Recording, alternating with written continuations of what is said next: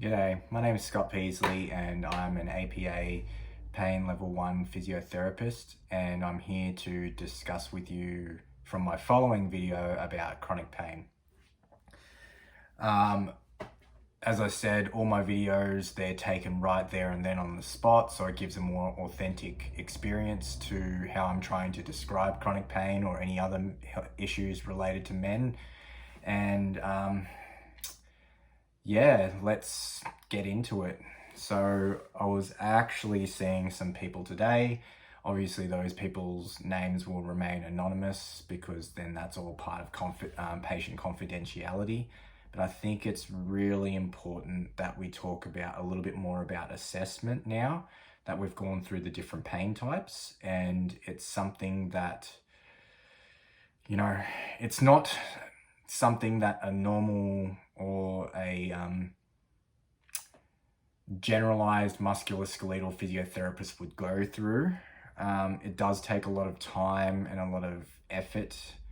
And usually when I am in my practice, I will take the time to assess them thoroughly and then ask them a lot of open-ended questions just so I can draw out the information from them. You'll probably find that a lot of people that are experiencing chronic pain and, any sort of what I would call psychological and social problems, they're not going to give you the information right away. So you need to really be conscious about the way that you speak to people.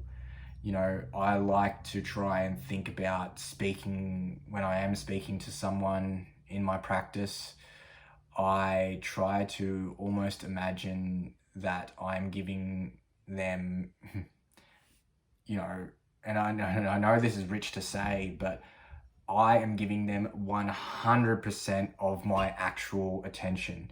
Not just, oh yeah, let's, tell me about it. Tell me about the pain. No, I'm actually focusing and giving 100% attention to him. I even think to myself, I'm going to blow this guy's mind by giving him 100% attention to everything that he's saying and actually repeating some of the things that he's saying so he realizes that I am actually listening to him. It's something that's not done enough.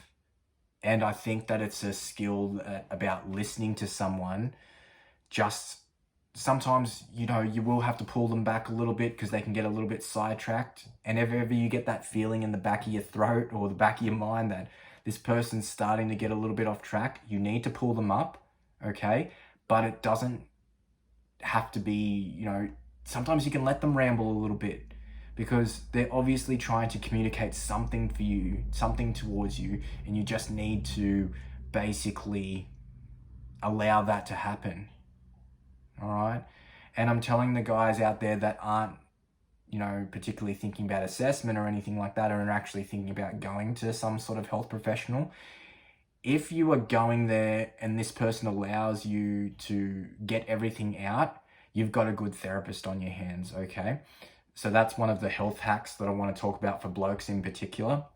If you find a practitioner that tends to feel like, or at least allows you to feel like that you're being listened to, they're going to do a good job, okay? So I want to make it very loud and clear that if you find someone like that, make sure that you tell them everything. Make sure that you divulge everything to them, all right? Because I guarantee you, if they don't have some answers for you, they'll find someone that has answers for you because they're genuinely someone that actually cares. Okay, so if you find someone like that, trust them. Sometimes it's hard to trust, our health professionals because, and I think especially as we get older and we make our own decisions around the world and how it works, it's sometimes hard to make that decision to trust someone, especially if you're a guy. Because as blokes, we tend to try and navigate a little bit more. And I think it's, something you really need to make some informed decisions about. But, I think the important thing is that you need to find someone that's actually going to listen to you. okay? If you can find someone like that, or you can find, and it, you know, it doesn't even have to be a health professional. Probably better off to be a health professional because they've got the tools to actually address some of these issues, but it might be someone else that you speak to, okay? We're not in the 1950s anymore, okay? You're allowed to actually talk about how you're feeling. I know that my partner, Nicole, she's a very big source of my talking or addressing my feelings of inadequacy as well too. All right. So I think it's one of those things where, you know, if you find someone, let them know that they're that person for you as well. Okay. Because that can be quite overwhelming for them as well. All right. So, you know what? Just let them know that I feel very comfortable talking to you, that, you know, there's some things that have been on my mind and I'd like to actually tell them to you. You'd be surprised about how many people would actually love to hear about it. All right. But what I'm getting at, especially with people with chronic pain, so I had, as I said, I had some patients today, and what I've found is sometimes the best thing to actually do to help with assessment to start off with is I will actually hold them up and say, like, okay, like I'm actually starting to get some vibes here about how you're feeling and everything that's actually affecting your pain, and it comes from something called what's called the biopsychosocial model of health. Okay, so bio means physical, psycho, obviously, you know, the psychology of it, and then the social, which can be, you know, cultural influences of environmental factors, family situations, etc., that all affect pain, okay? And it's very naive to think that all these things don't affect pain. So, you know, for example, there's a very, very famous article that was published in the British Journal of Medicine, where he was a carpenter, actually fell from a couple of stories and landed on his feet, and his foot went through where a nail went all the way through.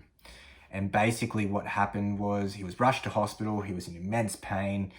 They took him to the operating theatre. As soon as they took the boot off, they cut the boot off, the nail had actually gone in between his toes, yet he was experiencing that pain.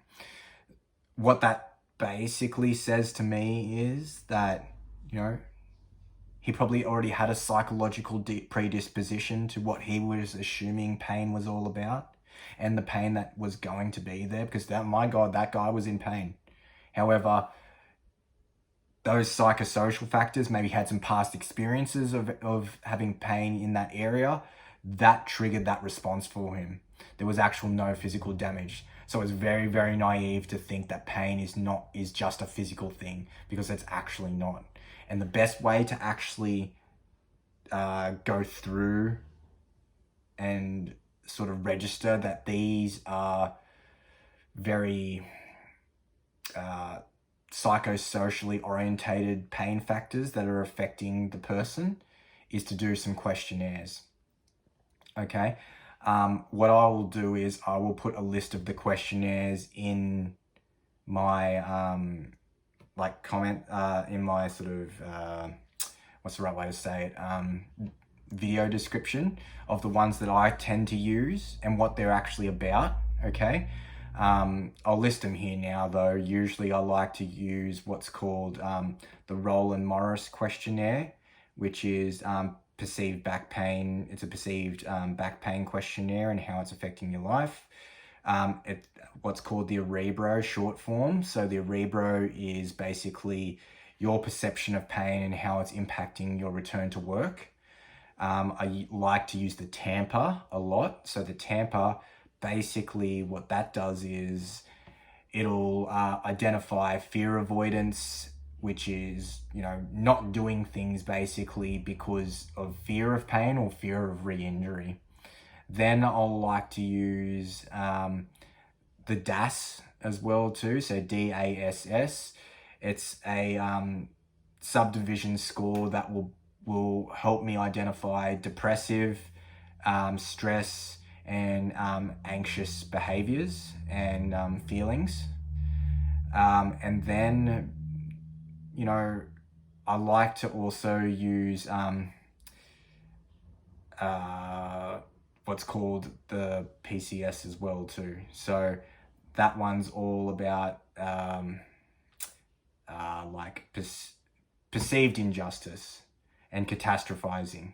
Okay, so that's some of the ones that I tend to use, because then that gives me an idea of your sort of psychological and social perspective of pain mechanisms. Yeah, so those are the things that I would like to, you know, address with people.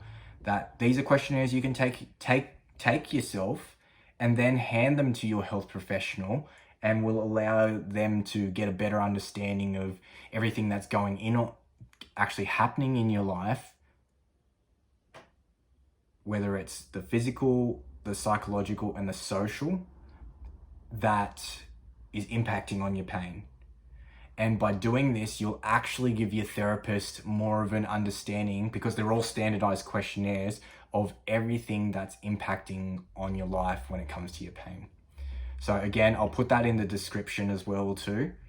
And then we can kind of go from there.